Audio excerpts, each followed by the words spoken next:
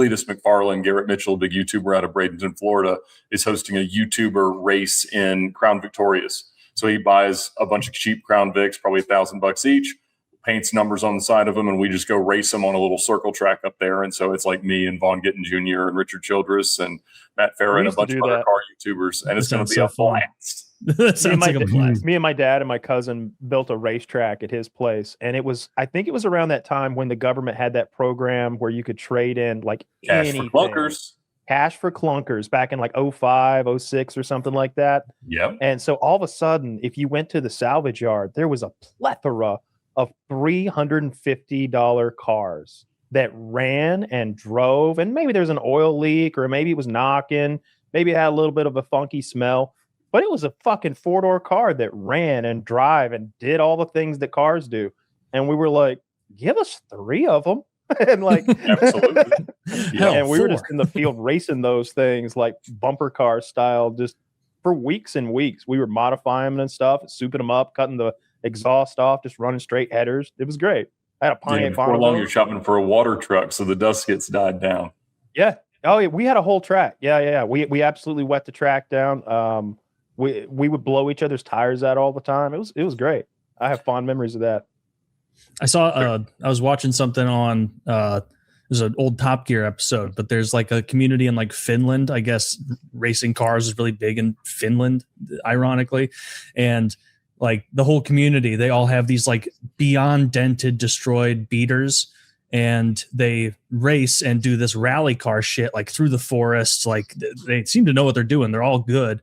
And the rule is at the end of every race, you can buy any other person's car for $1,000 and they have to sell it to you.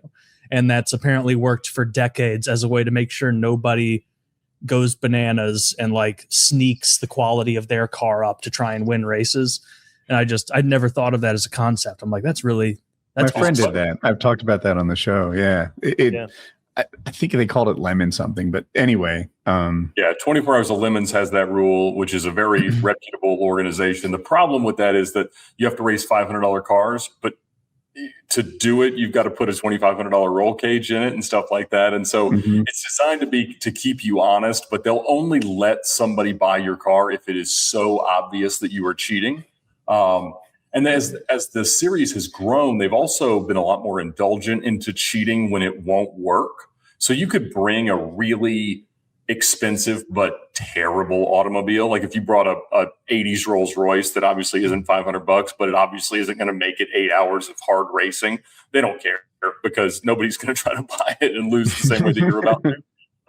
And so it's really, really cool. And I think that, racing has such a reputation of being such an expensive, pastime, sport, activity, whatever it is. And it certainly is that.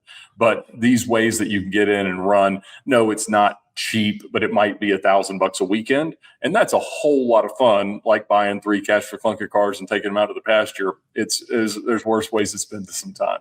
If I wanted to get into go-kart racing, because my friend wanted this at one point, would I just get smoked for being heavy? Yes. That's a big deal. Yeah, you get beat by 8-year-olds. But you could race against similarly sized people and have an awful lot of fun. And you'd have a lot of fun losing too, because the things pull so many G's and they're so impressive. And so it would still be fun, but the same would be true in Formula One. You would lose simply because you are not 5'2" and weigh 135 pounds. I'm incapable of having fun losing again and again and again. I can't remember which F1 racer it was, but he said that he stopped his leg exercises, that he stopped cycling just to lose like 0.5 kg of his muscle mass, just to be Hamilton. Was it Hamilton? He said something like to be like 1/1000th of a second faster per lap. And he says, and with every lap, that will be about, half a second by the end of the race. It makes a difference. Okay. Not that I'm the fucking F1 driver, but fair enough. Right. And he just didn't want to do cardio anymore. Top tier car. The thing about Formula One is and Drive to Survive has done a beautiful job of illustrating this, but the gap between each third of the field, the top third, middle third, bottom third, is so wide that the guys at the bottom can do whatever the heck they want, and they're just gonna, they're still gonna be there. But it's a wild thing. Of course, you're right. You're the car expert. But the one time I disagree is when it rains. When it rains, sometimes the midfielders win. Usually, maybe not a Williams or something, but it's cool. They can. Absolutely. Yeah. And that's what'll happen tomorrow is I am not enough of a race car driver to be really competitive. I mean, Cletus is running NASCAR events every week now. So I will, the only chance I have of podiuming is if everyone crashes, and there's a really good chance that they because you're going to do the pit maneuver.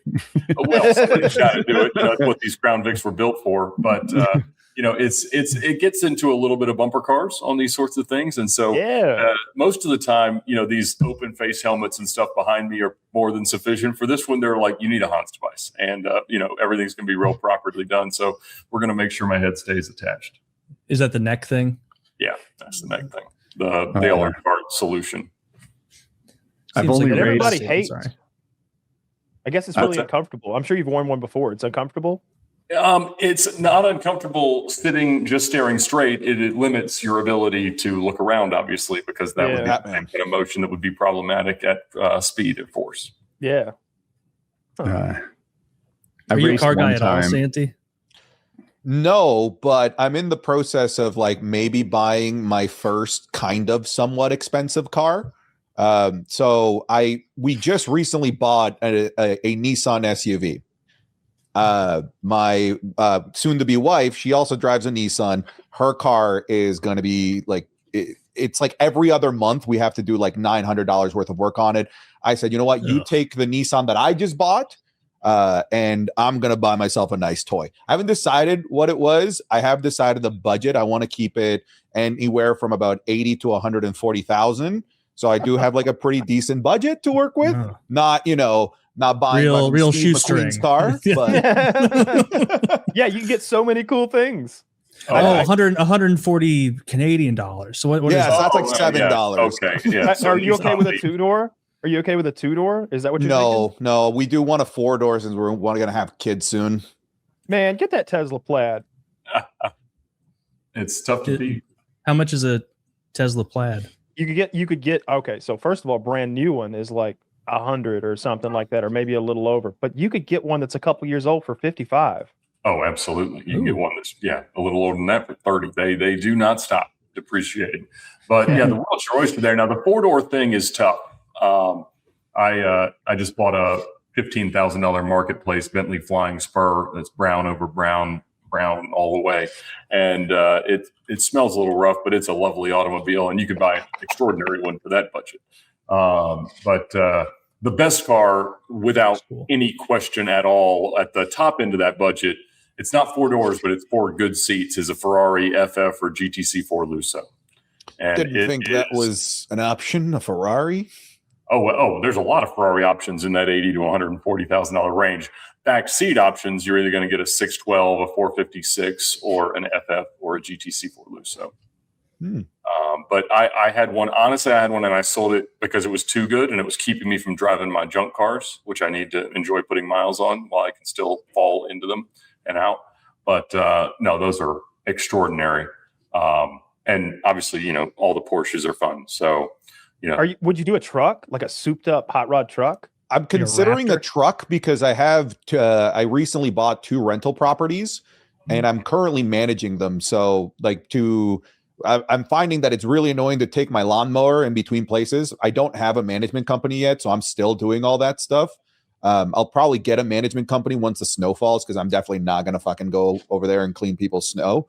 But right now, it would be pretty useful to have a truck. So, obviously there's the Ford Raptor, but then Dodge has something. I think it's the Bighorn or something. It's 777 horsepower. Yeah. It's way more horsepower than they run on NASCAR. Practical. Oh, yeah. Absolutely. I think the TRX, Zach, is a Chevy, right? Because wasn't that Chevy's joke that Ford made the Raptor, and so they made the TRX, the T-Rex. Mm-hmm. Or maybe it was Dodge. I think the TRX is Ram. Oh, okay. Well, yeah, one of those would be cool. But it seems like he wants a fancy pants car. like a I kind of sedan. want a fancy pants car. Yeah, You deserve like one. I've never had a fancy pants car. I've never had like a luxury brand vehicle, and I'm very fortunate to be in a position to be able to purchase something like that now. And I've also been responsible with my other money, so I figured, okay, I can be a little bit irresponsible with a car purchase. So this isn't coming from somebody that's like, I'm putting all my eggs in the basket of this fucking car. It's not like that, but I would like something, you know, it's a little vain. I do want something where it's like, okay, like my dad looks at it and he goes, that's my son right there. Get a BMW driving M5.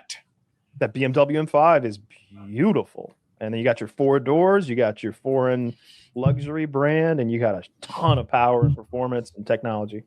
Yeah, the BMW M5, I believe I'm looking at it on Monday. I'm gonna go test drive it. Oh, nice.